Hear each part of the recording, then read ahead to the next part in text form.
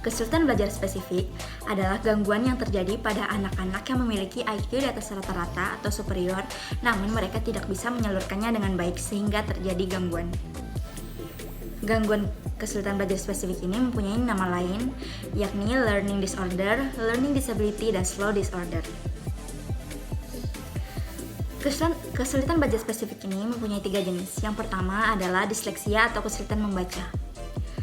Gangguan ini terjadi saat anak-anak tidak mampu memahami simbol-simbol yang ada seperti angka dan huruf. Yang kedua adalah disgrafia atau menulis. Disgrafia terjadi saat anak-anak tidak mampu menuliskan kembali simbol dan kata-kata yang telah disediakan. Disgrafia ini terjadi seperti tidak mampu mengeja dan tidak mampu menuliskan kata-kata yang dieja atau yang disebut.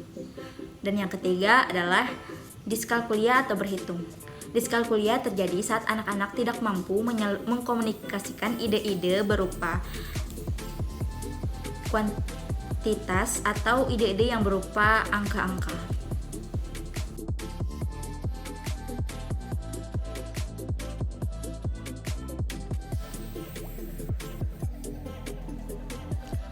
Kesulitan belajar spesifik ini mempunyai banyak penyebab.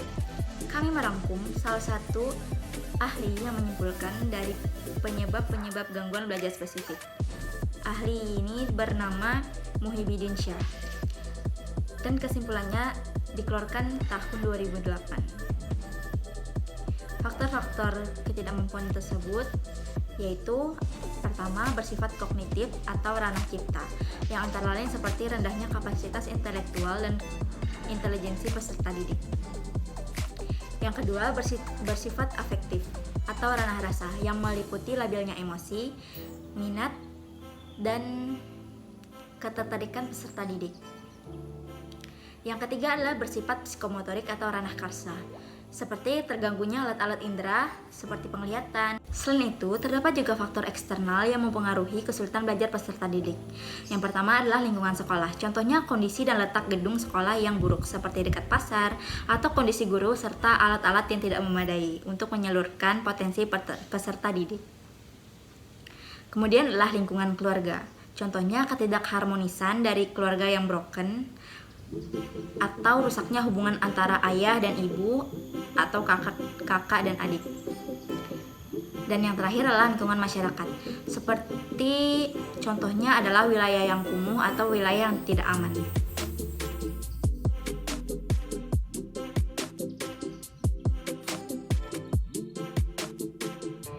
Karakteristik anak yang mengalami kesulitan belajar spesifik.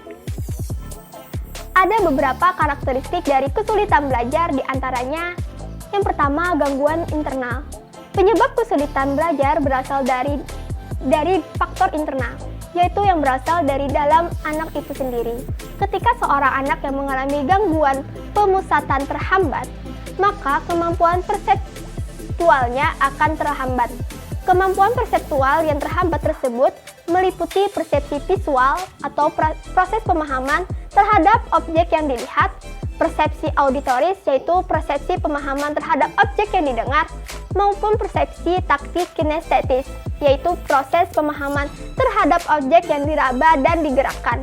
Faktor-faktor internal tersebut menjadi penyebab kesulitan belajar, bukan faktor eksternal yang berasal dari luar anak, seperti faktor lingkungan, keluarga, budaya, fasilitas, dan lain-lain. Karakteristik yang kedua ialah kesenjangan antara potensi dan prestasi.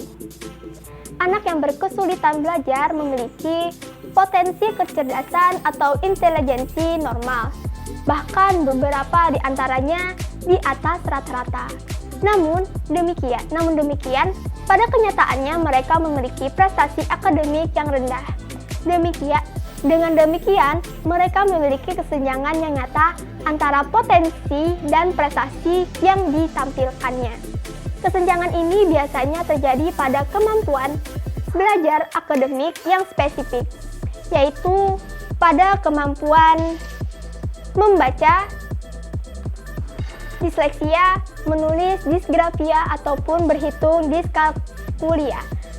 Karakteristik anak yang mengalami kesulitan belajar spesifik antara lain, yang pertama, memiliki potensi atau kecerdasan yang minimal pada tingkat rata-rata. Hal ini sudah dibuktikan melalui tes intelijensi.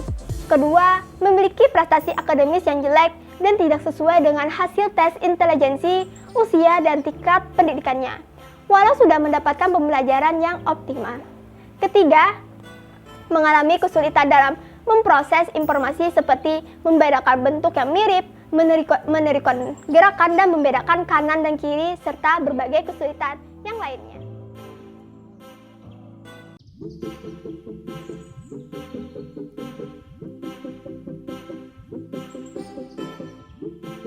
Membangun situasi kelas yang ramah bagi anak berkesulitan belajar di kelas reguler memerlukan kesiapan sumber daya manusia.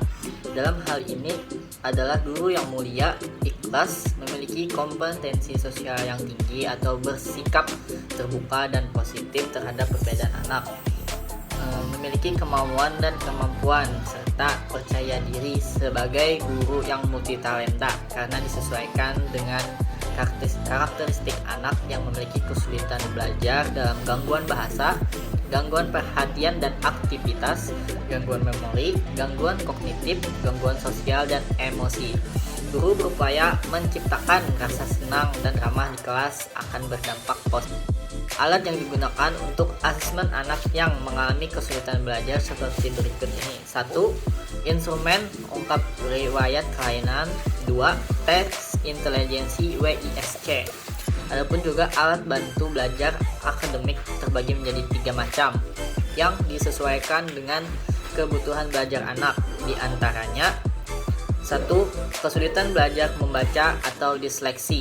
Sarana khusus yang diperlukan oleh anak yang mengalami kesulitan membaca meliputi kartu abjad, kartu kata, dan kartu kalimat.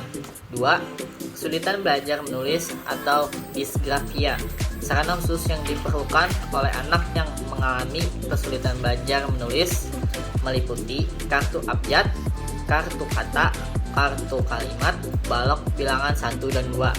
Ketiga, kesulitan belajar matematika atau diskalkulia.